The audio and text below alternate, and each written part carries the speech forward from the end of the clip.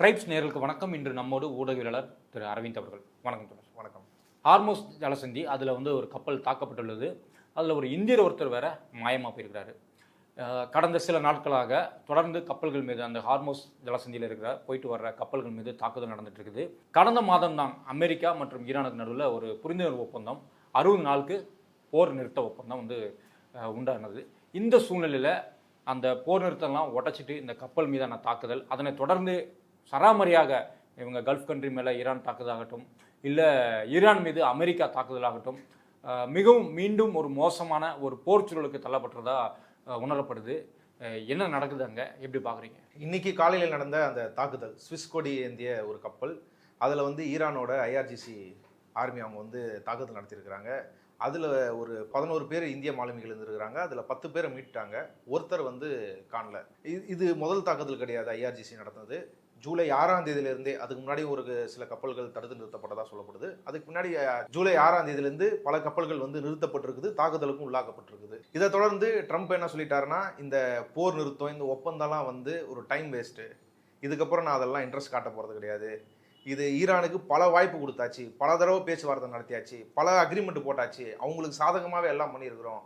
அவங்க ஒரு கெட்ட சக்தி, அவங்க எந்த ஒரு ஆக்கப்பூர்வமான விஷயத்தையும் அவங்க விரும்பவில்லை, அவங்கள அழிக்கிறது தான் ஒரே வழி அப்படின்ற மாதிரி ட்ரம்ப் பேசிட்டாரு.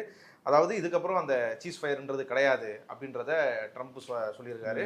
அதே சமயம் பேச்சுவார்த்தையை பற்றி என்னன்னு கேட்டால், எங்களோட திறமையை வாய்ந்த நெகோசியேட்டர்கள் அந்த பேச்சுவார்த்தையில் எப்பவும் ஓப்பனாக தான் இருப்பாங்க, அவங்க வந்தால் பேச தான் செய்வோன்ட்டுருக்காங்க.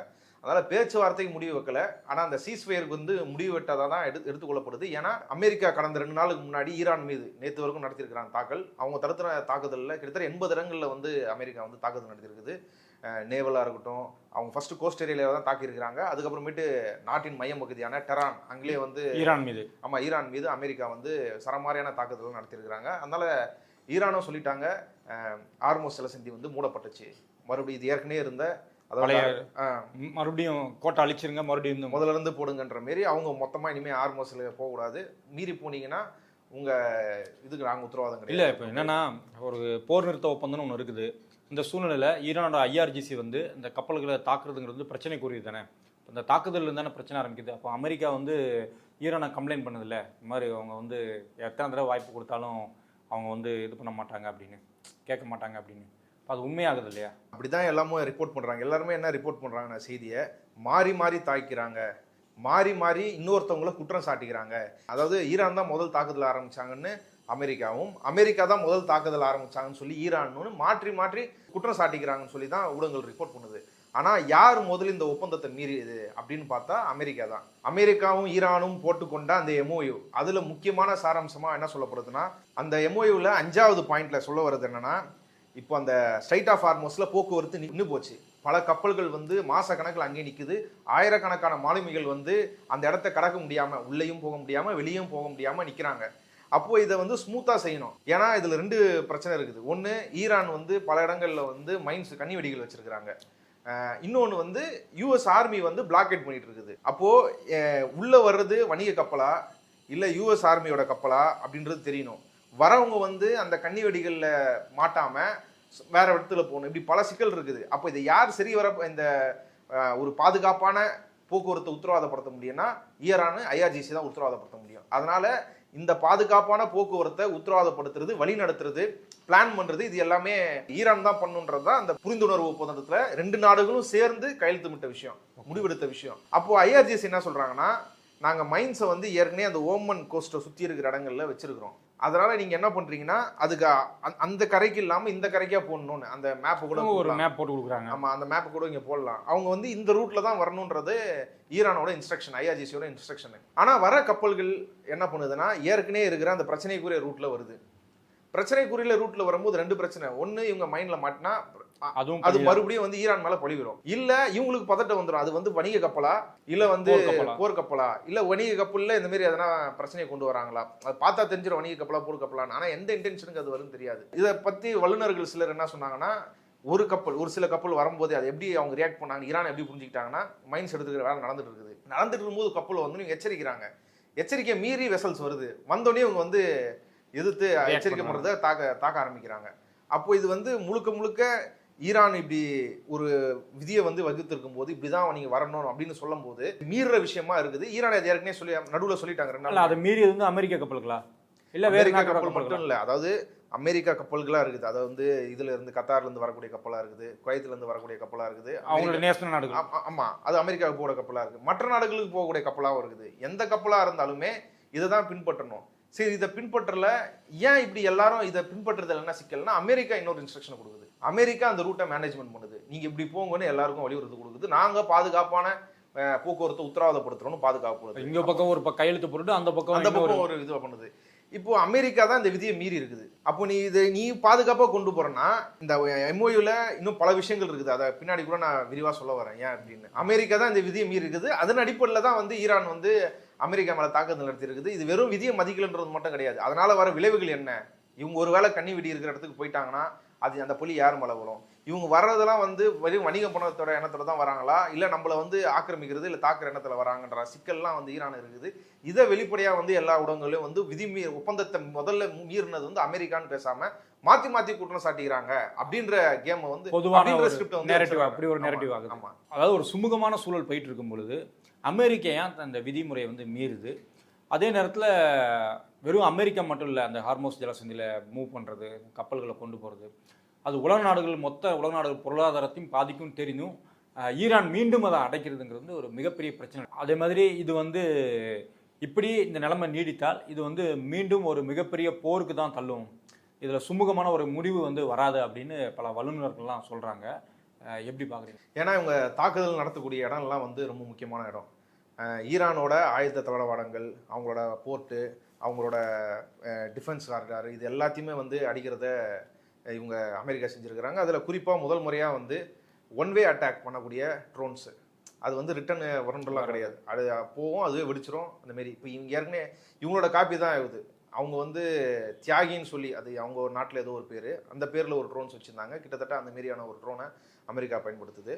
அது மட்டும் இல்லாமல் ஈரான் தாக்குன இடம்லாம் இருக்குல்ல, இப்போ ஓமனில் இருக்கிற தூரத்துலேருந்து மிசைல்ஸ் வர்றதையோ இல்லை வேற ஆபத்திலையும் வர்றதையோ கண்காணிக்கக்கூடிய ரேடார், அந்த ரேடார் இருக்கிற இடத்தெல்லாம் மொத்தமாக அடிச்சு அந்த ரேடாரே காலி பண்ணிருக்காங்க ஈரான். ஆமாம், ஈரான். அதே மாதிரி பக்ரைனில் வந்து ஏற்கனவே அங்கே இருந்த அமெரிக்கா ராணுவ தளவாடங்கள் அதெல்லாம் ஏற்கனவே ஈரான் வந்து அடிச்சு காலி பண்ணிட்டாங்க. அதை மறுபடியும் ரீஇன்ஸ்டால் பண்ணுறது, மறுபடியும் அந்த கட்டமைப்பை கட்டுறது, அந்த வேலைகளில் வந்து ஈடுபட்டு இருக்கிறாங்க.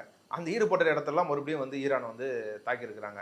இதேமாரி ஜார்டன், குவைத்து, இன்னும் பல இடங்களில் இந்தமாரி ஏர்பேஸ் எல்லாம் குறிப்பாக ஈரான் வந்து தாக்கியிருக்கிறாங்க. இந்த தாக்குதல் இது மட்டுமே அச்சுறுத்துதா மறுபடியும் அப்படின்னு பார்த்தீங்கன்னா இல்லை. நடுவில் வந்து இவரோட அலி கமியனி அவரோட வந்து ஊர்வலம் வந்து நடக்கப்பட்டது, இறுதி ஊர்வலம் வந்து நடந்தது. அதில் வந்து இவரோட மெசேஜ் வந்து பேசப்பட்டது. அதாவது இப்போ இருக்கிற சுப்ரீம் லீடரான முஸ்தபா கமேனியோட ஸ்டேட்மெண்ட் வந்து வாசிக்கப்பட்டது. அதில் என்ன அவர் சொல்லியிருந்தாருன்னா, ஈரான் அல் கமேனி அவர்கள், முன்னாள் சுப்ரீம் லீடர் அல் கமேனி அவர்கள் கொல்லப்பட்டதுக்கு பழி வாங்குவதே ஈரான் விரும்புது. அதுக்கு பழி வாங்கணுன்றது தான் காம்ப்ரமைஸாக போகணுன்னு கிடையாது, பழி வாங்கணுன்றது தான் ஈரானோட விருப்பம். அதை கண்டிப்பாக நாங்கள் நிறைவேற்றுவோம். கண்டிப்பாக அலி கமேனி அவர்கள் கொல்லப்பட்டதுக்கு பழி வாங்கியே தீர்வுன்ற ஸ்டேட்மெண்ட்டை அவர் விடுறாரு. அந்த ஊர்வலத்தில் மக்கள் கிட்டத்தட்ட அந்த இடத்துல மட்டும் 1.5 கோடி பேர், வேற இடங்கள்ல கூடியிருப்பாங்களே அதேமாரி அரசாங்கம் அறிவிச்ச இடத்துல மட்டும் 1.5 கோடி பேர், வேற இடங்களில் கூடின சேர்த்தா 3 கோடி பேர் கிட்ட கலந்துருக்கிறாங்க. அவங்க எல்லாருமே வந்து என்ன முழக்கத்தில் போனாங்கன்னா, ட்ரம்ப்பை கொல்லணும், கம்பெனிக்கு கொன்னதுக்கு பழி வாங்கணும், அமெரிக்காவை பழி வாங்கணும், இப்படி போன்ற முழக்கங்கள் தான் ஏற்றுனாங்க. இது வந்து ட்ரம்ப்புக்கு பெரிய அச்சுறுத்தல் ஏற்பட்டுச்சு. சரி, இது மட்டும் தானான்னு பார்த்தீங்கன்னா, இவர் பெஞ்சமின் நெத்தன்யாஹூ அவர் ஒரு ரிப்போர்ட்டை தர்றாரு அமெரிக்கா. ஆமாம், அவர் ஒரு ரிப்போர்ட்டை தர அமெரிக்கா. ஈரான் வந்து ட்ரம்ப்பை கொல்றதுக்கு சதி திட்டம் அவங்க ஒரு வெல் பிளானை வந்து எக்ஸிக்யூட் பண்ண போகிறாங்க, ரெடியாக இருக்குது, அவங்க கிட்ட எக்ஸிக்யூட் பண்ண போகிறாங்க அப்படின்னு ஒரு உளவு தகவல் அப்படின்னு அமெரிக்காவுக்கு சொல்லிடுச்சு. இப்போ இதெல்லாம் கேட்டு ட்ரம்ப் வந்து உண்மையிலே பயந்துட்டாரு. ஏன்னா அமெரிக்கா, இஸ்ரேல் போன்ற ஒரு பெரிய அளவு சக்திகளை வந்து ஈரான் இத்தனை நாள் தாக்கு பிடிச்சிருக்கு, 4 மாதம் ஆயிடுச்சு தாக்கு பிடிச்சி, அதை விட மண்டிவிட்டது. இந்த போர் ரீதியா இல்ல, பொருளாதார ரீதியாக தாக்கு பிடிச்சிருக்கு, ராஜ்ய ரீதியாக ஒரு பெரிய வெற்றியை வந்து ஈரான் எடுத்திருக்குது. இதுல எம்ஓயூ பத்தி சொல்லும் போது நான் சொல்றேன், இப்படிப்பட்ட நாடு அதை செய்யறதுக்கு வாய்ப்பு இருந்தா ட்ரம்ப் பயப்படுறாரு. பயந்துக்கிட்டு அவர் ஒரு ஸ்டேட்மெண்ட் விடுறாரு. என்ன விடுறாருன்னா, அமெரிக்காவோட பிரசிடென்ட், அதாவது அந்த பிரசிடென்ட் இங்கே என்ன வந்து ஈரான் வந்து கொலை செய்ய முயற்சி பண்ணிருது, இல்லை கொன்னுடுச்சுன்னா நான் ஏற்கனவே எங்கள் ஆர்மிக்கு வந்து ஆர்டர் கொடுத்துட்டேன். என்னன்னா, ஆயிரக்கணக்கான மிசைல்ஸ் வந்து ரெடியாக ஈரானை நோக்கி அந்த டைரக்ஷன்ல வந்து ஏற்கனவே வந்து ரெடியா இருக்குது, லோடாகி நிற்குது. லோடாகி இருக்குன்னு தான் அவர் சேர்த்துன்னு சொல்றாரு. அப்படி ஒன்று நடந்துச்சுன்னா ஒரே டைம்ல எல்லா மிசைலும் வரும். அடுத்த செக்டும் வந்து ரெடியா இருக்குது பேக்கப்புக்கு. அதுவும் உடனே லோடாகி, கேப் இல்லாம உடனே லோடாகி அதுவும் போய் அடிக்கும். ஈரான்ல ஒரு துண்டு கூட மிச்சம் இருக்காது, ஒட்டுமொத்த ஈரானையும் சதைச்சிருவோம் அப்படின்னு ட்ரம்ப் ஒரு ஸ்டேட்மெண்ட்டை விட்டுருக்கிறாரு. இது வந்து இது பெருசா எஸ்கலேட் ஆகுது அப்படின்றது தான். ஏன்னா இவரும் தூபம் போடுறாரு, நெத்தன்யாவும் உன்னை போட்டுருவாங்கடா பார்த்து இருந்துக்கோ, இவங்ககிட்டலாம் சமாளத்துக்கு போவாத அப்படின்னு. ஏற்கனவே எப்படி இந்த போர் ஆரம்பிக்கிறதுக்கு காரணமா அவங்க வந்து பயங்கரமா நியூக்ளியர் தயாரிக்கிறாங்க. அவங்க வந்து 4000 கிலோமீட்டர் டிராவல் பண்ணி வந்து தாக்கக்கூடிய மிசைல்ஸை வந்து தயாரிச்சுட்டு இருக்கிறாங்க. அவங்க அமெரிக்காவை தான் தாக்க போறாங்க, வாஷிங்டனே தாக்க போறாங்க அப்படின்ற அளவுக்கு அவரோட ரிப்போர்ட்டின் அடிப்படையில் தான் போரே வந்து தூண்டுதல் அடிப்படையில் தான் போரே தொடங்கப்பட்டது. இப்போ மறுபடியும் எம்ஓயு உருவாகி அமைதி பேச்சுவார்த்தை போய் சுமூகமாக முடிகிற நேரத்தில் மறுபடியும் உன்னை கொள்றதுக்கே சதி பண்ணிட்டாங்க, இப்போ நீ பார்த்து இருந்துக்கோ அப்படின்னு சொல்லி ட்ரம்ப் மறுபடியும் உசுப்பேற்றுற வேலையை அவர் பார்த்தாரு. அவரும் அதுக்கேற்ற மாதிரி ட்ரம்ப் ரியாக்ட் பண்ணிட்டாரு. இதெல்லாம் வந்து பார்க்குறவங்களுக்கு பெரிய பதட்டத்தை வந்து ஏற்படுத்துது. ஓகே, இது சுமூகமாக நிற்காது போல அப்படின்ற மாரி தானே கருத்துக்கு தான் எல்லாம் வராங்க. இப்போ ஏன் அமெரிக்கா வந்து, அதாவது எம்ஓஏல வந்து ஈரான் தான் அந்த போக்குவரத்தை வந்து முறைப்படுத்தும், அவங்க சொல்றது தான் அங்கே கலக்கக்கூடிய கப்பல்கள் கேட்கணுன்ற முடிவை, ரெண்டு நாடும் அமெரிக்காவும் ஈரானும் சேர்ந்து எடுத்த முடிவை அமெரிக்கா ஏன் மீறுது அப்படின்றதுக்குள்ளே போனோம்னா, அந்த எம்ஓயு இதில் போட்டிருக்க அந்த 14 பாயிண்ட்ல ஒரு பாயிண்டை தவிர மற்ற எல்லாமே வந்து ஈரானுக்கு சாதகமாக இருக்கக்கூடிய பாயிண்ட். ஈரானுக்கு சாதகம்னா ஈரான் போட்ட கண்டிஷனுக்கு எல்லாமே வந்து அமெரிக்கா வந்து சொல்லியிருக்கு. அது எப்படிப்பட்ட கண்டிஷன்னா அதெல்லாம் நடக்குமா? அதாவது அமெரிக்காவோட ஆயுத பலத்தோட இஸ்ரேலுன்னு போன ஒரு இனப்படுகொலை பண்ணக்கூடிய ஒரு நாடு நேரடியாக போரில் ஈடுபட்டு அவங்களுக்கு 2 பேருக்கு சவால் விட்டு தண்ணி கொடுக்க வச்சு எதுக்குமே அடிபட முடியாதுன்னு இப்படி போன ஒரு நாடு அவங்க தேவை எல்லாத்தையுமே ஒரு எம்ஓயூவில் வாங்கிட முடியுமா அப்படின்னு சொல்லக்கூடிய அளவுக்கு ஒரு எம்ஓஇ. ஃபர்ஸ்ட் 2-3 வந்து ஃபார்முலானது 60 நாளுக்கு வந்து எங்கேயும் தாக்குதல் நடத்தக்கூடாது, தாக்குதலை முற்றிலுமாக நிறுத்தணும், அது வந்து லெபனானையும் உள்ளடங்கி அப்படின்றதான் ஒப்பந்தம். ஆனால் அது முதல் நாள்லேருந்து இஸ்ரேல் பின்பற்றல. இந்த எம்ஓயூக்கு எனக்கும் சம்மந்தம் கிடையாதுன்றது தான் இஸ்ரேலோட நிலைப்பாடாக இருக்குது. ரெண்டாவது வந்து 2 நாட்டோட இராணுமையை வந்து 2 நாடுகளும் மதிக்கணும் அப்படின்றது அந்த மாரி ஃபார்முலான இது. மூணாவது வந்து ஃபைனல் அக்ரிமெண்ட் என்ன, ஃபைனல் சொல்யூஷன் என்ன அப்படின்றத இந்த 60 நாளுக்குள்ள நிரந்தர போர் நிறுத்தத்துக்கு அதை வந்து 60 நாளுக்குள்ள வந்து வரையறுக்கணும். அது 2 நாடுகளும் சேர்ந்து ஒரு கமிட்டி போட்டு வரையறுக்கணுன்றது. 4வதுலேருந்து தொடங்குது. ஸ்ட்ரைட் ஆஃப் ஹார்மோஸை இனிமேல் நாங்கள் தான் கட்டுப்படுத்துவோம் அப்படின்னு ட்ரம்ப் சொல்லியிருந்தார். இந்த போர் எஸ்கலேட் ஆக இனிமேல் வந்து அது ஈரான் கிட்ட இருக்க முடியாது, ஈரான் அங்கே அனுமதிக்கிறது வந்து ஆபத்தானது, இனிமேல் ஸ்ட்ரைட் ஆஃப் ஹார்மோஸை நாங்கள் தான் கண்ட்ரோல் பண்ணுவோம், நாங்கள் பாதுகாப்பான ஒரு பயணத்தை வந்து எல்லாருக்கும் ஏற்படுத்துவோம்னு சொல்லியிருந்தார். அதன் அடிப்படையில் தான் ஒரு நேவல் பிளாக்கெட் ஒரு முற்றுகை வந்து ஈரான் கோட்டை ஒட்டி வந்து அமெரிக்கா விட்டு இருந்தது. அந்த முற்றுகையை தூக்கணும் அப்படின்னு ஈரான் கண்டிஷன். நீங்க வந்து ஸ்ட்ரைட் ஆஃப் ஹார்மோஸ்ல இப்போ ஃப்ரீ போக்குவரத்து நடக்கணும், எல்லாரும் போயிட்டு வரணும், பழைய நிலைமை திரும்பணும்னா முதல்ல முற்றுகை நீ எடுக்கணும் அப்படின்றது தான் 4வது பாயிண்ட். அதுக்கு வந்து சைன் போட்டுருக்காங்க அமெரிக்கா. ஆமா, அதை வந்து முதல் நாள் சைன் ஆன அன்னிக்கிலிருந்து நீ எடுக்க ஆரம்பிச்சிடணும். 30 நாளுக்குள்ள முழுசா அங்க ஒரு துருப்பு ஒரு துட்டு கூட எதுவும் இருக்கக்கூடாது, வலிச்சு நீ போயிடணுன்றது தான் அதுல இருக்கிறது அக்ரிமெண்ட். அதே மாதிரி இப்போ 5வது பாயிண்ட் வந்து ஏற்கனவே சொன்ன மாரி அங்க போக்குவரத்தை வந்து எப்படி பண்ணணும் ஏது பண்ணணுன்றது தான் ஈரான் தான் பண்ணணும். அவங்க சொல்ற மாரி தான் அங்க வர கப்பல்கள்லாம் கேட்கணுன்றது தான் 5வது பாயிண்ட். அந்த 60 நாளுக்குள்ளேயும் அமெரிக்கா அதில் தலையிடக்கூடாதுன்றது தான் அந்த அக்ரிமெண்ட். 6வது பாயிண்ட் என்னன்னா, இந்த போர்னால வந்து ஈரானுக்கு வந்து பெரிய அளவில் பொருளாதார சேதம், உள்கட்டமைப்பு சேதம் எல்லாமே பயங்கரமாக இருக்குது. ஏற்கனவே வந்து அவங்களுக்கு பொருளாதார தடவை வந்து அமெரிக்கா வச்சிருக்குது. அதை தாண்டி இந்த போர் வந்து பெரிய சேதத்தை ஏற்படுத்திருக்குது. அவங்களோட ரொம்ப ரொம்ப ரொம்ப பேசிக்கான ஸ்ட்ரக்சர்ஸ் எல்லாத்தையும், மாடர்னான ஸ்ட்ரக்சர்ஸ் எல்லாத்தையும், ஏஷியன்ஸான ஸ்ட்ரக்சர்ஸ் எல்லாத்தையும் வந்து அமெரிக்கா வந்து சுக்குநூறாக நொறுக்கி அழிச்சிருக்குது. இப்போ அதுக்கெல்லாம் வந்து நட்டமாக $300 பில்லியன் வந்து ஈரானுக்கு வந்து அமெரிக்கா கொடுக்கணும்.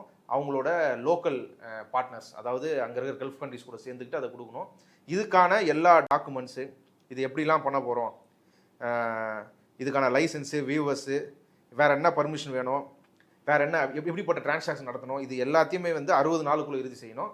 யுனைடெட் ஸ்டேட்ஸ் ஆஃப் அமெரிக்கா தான் இதை செய்யணுன்றது தான் 6வது. இதுவே வந்து இது வந்து ஈரான் கேட்டுட்டு இருந்தது, இதுக்கு அவங்க ஒத்துக்கிட்டாங்க. அடுத்தது 7வது வந்து இதுவரைக்கும் ஈரான் மீது போடப்பட்ட எல்லா பொருளாதார தடையும் நீக்கணும். மிகப்பெரிய பாயிண்ட். ஆமாம், இது எல்லாத்தையும் நீக்கணும். எந்தெந்த அமைப்பு மூலியமாக, அதாவது இவங்க இன்டர்நேஷ்னல் அட்டாமிக் எனர்ஜி ஏஜென்சி, அதாவது இந்த அணு விஷயங்கள், அணு ஆயுதம், அணு உற்பத்தி, இது எல்லாத்தையும் கண்காணிக்கக்கூடிய சர்வதேச அமைப்பு, அவங்க இது வந்து இப்படிப்பட்ட அணு ஆயுதங்களை தயாரிக்குது அப்படின்னு ஒரு பிராண்ட் பண்ணி அதுக்காக தடைகள் போட்டிருப்பாங்க. அந்த தடையாக இருக்கட்டும், வேற எந்த நிறுவனம் தடையாக இருந்தாலும் சரி, இதோட எல்லாத்தையும் வந்து நீக்கணும். அதே மாதிரி 8வது பாயிண்ட் தான், ஈரானுக்கு பாதகமாக பெரிய அளவில் பாதகம்னு சொல்ல முடியாது. ஆனால் அவங்க ஏற்கனவே விட்டு கொடுக்க மாட்டேன்னு சொன்ன பாயிண்ட் வந்து ஈரானோட செறிவுறப்பட்ட யுரேனியம் அதை வந்து இருக்கவே கூடாது, அது மொத்தமாக துடைச்சி எடுக்கணும், இதை நாங்களே வந்து செய்வோம், ஈரான் ஒத்துக்கலன்னா நாங்களே நாடு பூந்து அதை செய்வோம். இதில் தானே ஆரம்பிச்சது. அமெரிக்கா வந்து சொன்னாங்க அவங்க அது முடியாது, அது எங்கள் நாட்டோட இறையாண்மை, எங்கள் நாட்டில் என்ன பண்ணுவோம் அப்படின்றத நாங்கள் தான் முடிவு பண்ணுவோம், அதை நாங்கள் அணு ஆயுதத்துக்கு பயன்படுத்தலை, அதை நாங்கள் எப்பயோ சொல்லிட்டோம், எங்களுக்கு அந்த இன்டென்ஷன் கிடையாது, அணு ஆயுதம் தரைக்கிற இன்டென்ஷன் கிடையாது. சர்வதேச ஐஏஏ முகமை அவங்க ஏற்கனவே சொன்ன மாரி அவங்க வந்து எப்போ வேணால் எங்களை சோதிச்சுக்கலாம், மாதம் வரும்போது கூட பார்த்துக்கலாம், இல்லை அவங்க ஆளுங்களை யாருன்னா பர்மனெண்ட்டாக எங்களோட இதில் போட்டுக்கலாம், நாங்கள் எங்கள் நாட்டோட வளர்ச்சிக்கு டெவலப்மெண்ட்டுக்காக தான் நாங்கள் அதை பயன்படுத்த போகிறோமே தவிர நியூக்ளியர் பாம்பு தயாரிக்கிறதுக்காக நாங்கள் பயன்படுத்த போகிறது கிடையாதுன்றதை ஏற்கனவே சொல்லிட்டாங்க. ஆனால் இப்போ அந்த செறிவுருட்டப்பட்ட யுரேனியமும் எவ்வளோ வச்சுக்கலாம் இல்லை வச்சுக்கூடாது, இதெல்லாம் வந்து இவங்ககிட்ட சர்வதேச முகமை கிட்ட பேசிட்டு தான் அதை வைக்கணும் அப்படின்றத சர்வதேச எரிசக்தி ஈரான் ஏற்றுக்கிச்சு. ஈரான் வந்து ஏற்றுக்குச்சு. அதை அப்பப்போ வந்துக்கலாம், அமெரிக்கா கூட வந்து பார்த்துட்டு போங்கன்றதெல்லாம் அவங்க ஏற்கனவே சொல்லிட்டாங்க. அது எந்த அளவுக்கு வைக்கணுமோ அந்த அளவுக்கு கூட வச்சுக்கிறோம், அதை நீங்கள் அளவுலாம் கூட சோதிச்சுக்குங்க அப்படின்றத ஒத்துருக்குறாங்க. அது மொத்தமாக இருக்கணுமா கூடாதான்றதெல்லாம் 60 நாளுக்கு அப்புறம் பேசிக்கலாம் அப்படின்ற விஷயத்துக்குள்ளே வந்துட்டாங்க. அதேமாரி இப்போ என்ன உருவாக்குறோமோ, இந்த எம்ஓயூவில் என்ன உருவாக்குறோமோ அதுதான் வந்து அதுக்கப்புறம் வரக்கூடிய காலங்களுக்கு ஸ்டேட்டஸ் கோவாக இருக்கணும். புதுசாக எந்த சான்சன்ஸும், அதாவது புதுசாக எந்த பொருளாதார தடையோ வேற ரீதியான எந்த ரீதியான முடக்கமோ தாக்குதலோ வந்து ஈரான் மேலே அமெரிக்கா செலுத்தக்கூடாது அப்படின்னு ப்ராமிஸ் பண்ணணும். அமெரிக்கா ப்ராமிஸ் பண்ணி 11வது பாயிண்ட், அவங்க ஏற்கனவே அமெரிக்கா ஈரானோட ஃபண்ட்ஸ் அசட்ஸ் எதெல்லாம் நிறுத்தி வச்சிருக்காங்களோ, ஃப்ரோசன் பண்ணி வச்சிருக்காங்களோ அது எல்லாத்தையுமே விடுவிக்கணும் அப்படின்றதும் அதில் இருக்குது. இப்படி இதுக்கப்புறம் வர்றது எல்லாமே ஈரான் வந்து இந்த எம்ஓயூவில் இதுக்கப்புறம் சொல்லக்கூடியது எல்லாமே செஞ்சுட்டாங்கன்னா ஈரான் வந்து ஒரு பொருளாதார ரீதியாக பலமடைகிறதுக்கு சீக்கிரமாக பலமடைகிறதுக்கான ஒரு வாய்ப்பை வந்து அது ஒரு வாய்ப்பை வந்து ஏற்படுத்தி கொடுத்துரும். அந்த மாதிரியான ஒரு இதில் எதுவுமே வந்து அமெரிக்கா விஷயத்துல இவங்க தலையில்லை, அமெரிக்கா அப்படி இருந்துருக்கணும் அப்படி இருந்துக்கணும் எதுவும் சொல்லலை, எனக்கான பாதிப்புக்கு நீ நஷ்டம் தரணும், என்னோட விஷயத்துல நீ இதில் தலையிடக்கூடாது, நீ இதை பண்ணக்கூடாது அப்படின்னு எப்படி உலக நாடுகள் வந்து அதை ஒரு பாதிக்கப்பட்டவன் கோர்றது அதை ஏற்றுக்கிட்டு தான் ஆகணும், இந்த போரால வந்த விளைவு அது சரிப்பட்டு தான் ஆகணும் அப்படின்ற ஒரு கன்வின்சிங்கான ஒரு விஷயத்துல இருந்து எல்லா கோரிக்கைகள் வச்சிருக்கிறாங்க. ஆனால் அது ரிசல்ட்லாம் ஈரானுக்கு வந்து பயங்கரமான ரிசல்ட்டாக தான் இருக்கும். அதை தான் வந்து அமெரிக்கா ஒத்து போச்சு. அப்படி ஒத்து இந்த 60 நாளில் வந்து இதெல்லாம் கொடுத்துட்டா, நீ $300 மில்லியன் கொடுத்துட்ற, அவங்கள ஃப்ரோஸ் பண்ணி வச்சிருந்த ஏற்கனவே அந்த அசட்ஸ்லாம் ரிலீவ் பண்ணல, ஃபண்ட்ஸ் எல்லாம் ரிலீவ் பண்ற, அதுக்கப்புறமேட்டு பொருளாதாரத்துறை எல்லாம் நீக்கிற அப்படின்லாம் கொடுத்துட்டீங்கன்னா இது வந்து பார்க்குற எல்லாருக்கும் தெரியுது ஒரு அப்பட்டமான தோல்வின்றத. இந்த தோல்வி தான் ஏற்கனவே நடந்துருச்சு, அதுதான் அந்த எம்ஓயூவே அதுலேயே அது அமெரிக்கா மண்டிட்டது தான் அர்த்தம். அதனால இது ஸ்மூத்தாக நடக்கக்கூடாது அப்படின்றது தான் அமெரிக்காவோட விருப்பம், ட்ரம்ப்போட விருப்பம், நெத்தன்யாவோட விருப்பம். அதுக்காக தான் வந்து இப்படி எம்ஓயூவில் வந்து இதை ஈரான் தான் முடிவு பண்ணும் போக்குவரத்துன்னு சொல்லிட்டு இவங்க வேற ஒரு கைட்லைனை கொடுக்குறது. இப்போவும் இவங்க வந்து ஸ்ட்ரைட் ஆஃப் ஹார்மஸின் தாக்குதலுக்கெல்லாம் பிறகு ஸ்ட்ரைட் ஆஃப் ஹார்மஸ் மூடப்பட்டது அப்படின்னு சொல்லி ஈரான் சொல்கிறாங்க. இல்லை, ஸ்ட்ரைட் ஆஃப் ஹார்மஸ் திறந்து தான் இருக்குது, நீங்கள் போங்க நாங்கள் பார்த்துக்கிறோம் பாதுகாப்புன்னு மறுபடியும் பழைய கதையை வந்து ஒரு ஓட்டுறாரு ட்ரம்ப். இனி அடுத்து வரப்போகும் காலத்தில் இது என்ன மாதிரி போகும்? சமாதான பேச்சுவார்த்தை வேறு நாடுகள் மூலமாக இதுக்கு ஆரம்பிக்கப்பட்டுள்ளதா? என்ன மாதிரி நடந்துட்டு இருக்கு? இப்போ சமாதான பேச்சுவார்த்தையும் ஒரு பக்கம் நடக்குது, 2 விதமான நடக்குது. ஒன்று வந்து ஸ்ட்ரைட் ஆஃப் ஹார்மஸை வந்து முறைப்படுத்தணும் அப்படின்றதுக்காக ஓமனும் ஒரு இல்லை, இவங்க ஈரானும் ஒரு இல்லை. அதனால அவங்க இவர் அராக்ஷி அவங்களோட பிரசிடென்ட் வந்து ஓமனில் போய் பேசிட்டு வராரு. அது எப்படி நம்ம அதுக்கு ஒரு மெத்தடை கிரியேட் பண்ணணும், ஒரு ஸ்ட்ரக்சர் கிரியேட் பண்ணணும், 2 நாடும் அதில் இன்வால்வ்டாக இருக்கணும், அது எப்படி செய்யலான்றதுக்குள்ளே பேசுகிறாங்க. 60 நாளுக்கு அப்புறம் அதில் இது வாங்கலாம், ஃபேர் வாங்கலாம் அப்படின்றதையும் அவங்க பேசிட்டு இருக்கிறாங்க. போயிட்டு வர்றதுக்கு, ஆமாம் போயிட்டு வர்றதுக்கு, அதை கடக்கிறதுக்கு. அது ஒரு பக்கம் இருந்திருக்கு. இன்னொரு பக்கம் இந்த அமெரிக்காவுக்கும் ஈரானுக்கும் நடுவில் இருக்க இந்த பிரச்சனையை தீர்க்கிறது அப்படின்றது வந்து அது வெறும் ஸ்ட்ரைட் ஆஃப் ஹார்மஸில் இல்லை, பலது இருக்குது. அதை தீர்க்கிறதுக்கான விஷயத்த வந்து கத்தாரும் பாகிஸ்தானும் அந்த 2 பேருக்கும் நடுவில் மீடியேட் பண்ணுற வேலையை செய்கிறாங்க. அந்த பேச்சுவார்த்தைகளுக்கும் இவங்களும் தயாராக இருக்கிறதா சொல்கிறாங்க. தாக்குதல்னா ஈரான் என்ன சொல்கிறாங்கன்னா, எங்கள் விரல்லாம் வந்து துப்பாக்கி ட்ரிகரில் வந்து ரெடியாக இருக்குது, நீங்கள் வந்து பேச்சுவார்த்தைக்கு வரதா இருந்தால் நாங்கள் பேச்சுவார்த்தைக்கு ரெடி, நீ தாக்குதல்னு சொல்லிட்டீங்கன்னா நாங்கள் சுட்ட ஆரம்பிச்சிடுவோம், நாங்கள் வெயிட் அதுக்கும் நாங்கள் தயாராக தான் இருக்கும், எங்களுக்கு எந்த தயக்கமும் இல்லைன்றது தான் ஈரான் சொல்கிறது. அதனால் இது ஒரு பார்க்கும்போது இது ஈஸியாக முடிஞ்சிடும் அப்படின்ற மாரி ஒரு நிலைமை வந்து தெரியல. அமெரிக்கா தரப்புல இருந்தும் இஸ்ரேல் தரப்புல இருந்தும் இது ஈஸியாக முடிக்க முடியாமல் இருக்கிறதுக்கு என்ன முட்டுக்கட்டெல்லாம் போட முடியுமோ எல்லா முட்டுக்கட்டையும் வந்து இவங்க போட்டுட்ருக்குறாங்க. இது எந்த மாதிரியான பாதிப்பை ஏற்படுத்தும் அப்படின்னா, ஏற்கனவே வந்து இந்த ஸ்ட்ரைட் ஆஃப் ஹார்மஸ் அதை பற்றி ஏற்கனவே எல்லாருக்கும் தெரியும். இந்த உலகத்துக்கு தேவைப்படுற எரிபொருளில் 5ல் ஒரு பகுதி வந்து இது வழியாக தான் போகுது. அது ரொம்ப குறுகலான பகுதி, அதனால தான் அதில் ரொம்ப அபாயம். அது குறுகலாக இருக்கிறதால தான் ஈரான் ஈஸியாக அதை தடுக்கவும் முடியுது, தாக்கவும் முடியுது. கிட்டத்தட்ட 33 கிலோமீட்டர் தான் நினைக்கிறேன். அதில் ஒரு நாளைக்கு 100 கப்பல் விகிதம் வந்து அதை கடக்கும். கிட்டத்தட்ட 20 பில்லியன் பேரல்ஸ் வரைக்கும் எரிபொருள் வந்து அங்கேருந்து போகுது. அப்போது இன்னைக்கு இந்த போர் நடந்தப்போ சுத்தமாக காலி. 1-2 தான் பர்மிஷன் வாங்கிட்டு ஈரானோட அனுமதியோட 1-2 கப்பல் தான் போச்சு. இந்த 60 நாள் ரிலாக்ஸேஷன் பீரியட் இருக்குல்ல, அதில் ஒரு பாதி நாள் தான் நடந்திருக்கு, 30 நாள் கிட்ட தான் இருக்குது. அதில் எவ்வளோ கப்பல்கள் போயிருக்குது, எந்த அளவுக்கு இது ரிலாக்ஸ் ஆகிருக்குது அப்படின்னு பார்த்தீங்கன்னா மொத்தமாகவே கிட்டத்தட்ட 500 சில்லற கப்பல் தான் போயிருக்குது. இப்போ நீங்கள் ஒரு நாளைக்கு பழைய நிலைமை திரும்பணும்னா ஒரு நாளைக்கு 100 கப்பல் போயிருக்கணும். அந்த 100 கப்பலில் பாதி வந்து எரிசக்தி எடுத்துகிட்டு போகிற கப்பல் தான். ஆனால் இது மொத்தமாகவே வந்து இப்போ இருக்கும் 30 நாளில் வந்து 500 சில்லற கப்பல் தான் போயிருக்குது. ஒரு நாளைக்கு கடைசி இந்த இப்போ க்ளோஸ் பண்ணுறதுக்கு முன்னாடியான எண்ட்லலாம் வந்து ஒரு நாளைக்கு 28 கப்பல் தான். ரொம்ப மோசமான நிலைமையில தான், அதாவது ஒரு உலக அளவில் ஏற்பட்டிருக்கிற இந்த எரிபொருள் நெருக்கடிக்கு, எரிபொருள் தட்டுப்பாட்டுக்கு, அந்த பிரச்சனையை தீர்க்கிற அளவுக்கான ஒரு இதெல்லாம் இந்த நாளில் கிடக்கல. மோசமான நிலைமையில தான் இருக்குது. இப்போ அது மொத்தமும் இழுத்து மூடப்பட்டதுன்றது பெரிய விஷயம், பெரிய பிரச்சனை. ஏன்னா இன்சூரன்ஸ் கம்பெனிலாம் மறுபடியும் வந்து பாய்க்கடிச்சிட்டான். யாருக்கும் வந்து இன்சூரன்ஸ் பணம் கொடுக்கறதுக்கு தயாராக இல்லை. ஒரு வேளை அதை கடந்து போய் தாக்கினா அதேமாரி கிட்டத்தட்ட 6000 மாலுமிகள் வந்து அந்த இடத்த கடக்க முடியாமல், உள்ளேயும் வெளியும் போக முடியாமல் கடல்லே வந்து பல மாதங்களாக இன்னும் இருக்கிறாங்க. அதனால் இப்படிப்பட்ட ஒரு விலைவாசி இன்றைக்கே வந்து 3.5% கிட்ட 4% கிட்ட வந்து இப்போ ஃபியூல் விலை வந்து ஏறிடுச்சு. இன்னும் மோசமாக தான் ஏறிட்டு இருக்கோம். ஏன்னா $130 வரைக்கும் ஒரு பேரலுக்கு வந்து ஏறிச்சு. இந்த போர் நிறுத்தத்துக்கு இருந்தால் குறைஞ்சிக்கிறது கிட்டத்தட்ட 75-77 வந்துருது நினைக்கிறேன் ஒரு பேரலுக்கு. இப்போ இன்றைக்கி 4%. இது இன்றைக்கி தான் அறிவிச்சிருக்கிறாங்க. மொத்தமாக 3 இன்றைக்கோ இல்லை நேற்று நைட்டோ தான் அந்தமாரி தான் அறிவிச்சிருக்கிறாங்க. நாளைக்கெல்லாம் இன்னும் ஏறும். அது ஒரு மறுபடியும் வந்து மக்கள் தலையில் அதை விடிகிறது அப்படின்றது தான் மறுபடியும் அந்த பொருளை வந்து நடக்க போகுது.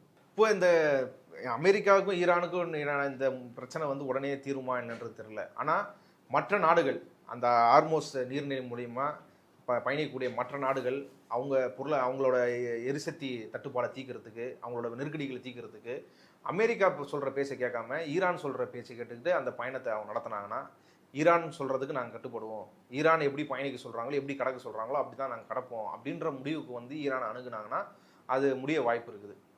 அவங்களுக்கு எல்லாமே அமெரிக்கா கூட பொருளாதார பிரச்சனை இருக்குது. அதனால அப்படி சொல்ல முடியாது. ஒரு பொருளாதார ஒப்பந்தம் இருக்குது. பல்வேறு நாடுகள் கல்ஃப் கண்ட்ரிஸ் மேல ஈரான் தாக்குனதுக்கு கண்டனம் கொடுத்து தான் அறிக்கை கொடுத்துருக்காங்க. ஆமா, எல்லா நாடுகளும் வந்து ஒரு சார்பாக தான் ஈரானை தான் கண்டிச்சு கொடுத்துருக்காங்க, தவிர அமெரிக்காவை கண்டிச்சு கொடுக்கல. இப்போ இதுக்கு உதாரணத்துக்கு இந்தியாவை எடுத்துக்கினா, இந்தியா வந்து பல ஒப்பந்தங்களை அமெரிக்கா கூட போட்டிருக்குது. ஏற்கனவே அவர் வந்து 50% வரி 18% வரின்னு இஷ்டத்துக்குன்னு போட்டுருந்தாரு. ஒருவேளை அமெரிக்கா விரும்பாத வகையில் வந்து இந்தியா நடந்துக்கிட்டா அவங்க மேலே வரியை போடுறதுன்றது நடக்கும். ஆனால் அதெல்லாம் தாண்டி சுயமாக நம்ம நாட்டோட பிரச்சனையை தீக்கணும் அப்படின்னா அதை ஃபேஸ் பண்ணக்கூடிய கட்ஸ் வந்து அந்தந்த நாட்டு தலைவர்களுக்கு இருக்கணும். அதேமாதிரி தான் இந்தியாவுக்கு இருக்கணும். அது இப்போ வரைக்கும் வெளிப்படலை. அதனால் அப்படி நடக்கிறதுக்கு வாய்ப்பு இல்லைன்றது தான் நிலைமை. ஆனால் அதை நோக்கி நகர்றதை தவிர இந்த நாடுகளுக்கு வேறு வழி இல்லை இந்த பிரச்சனையிலும் தப்பிக்கிறதுக்கு. இன்றைய தினம் இந்த நிகழ்ச்சியில் கலந்து கொண்டு தங்களுடைய கருத்துக்களை பகிர்ந்து கொண்டமைக்கு நன்றி.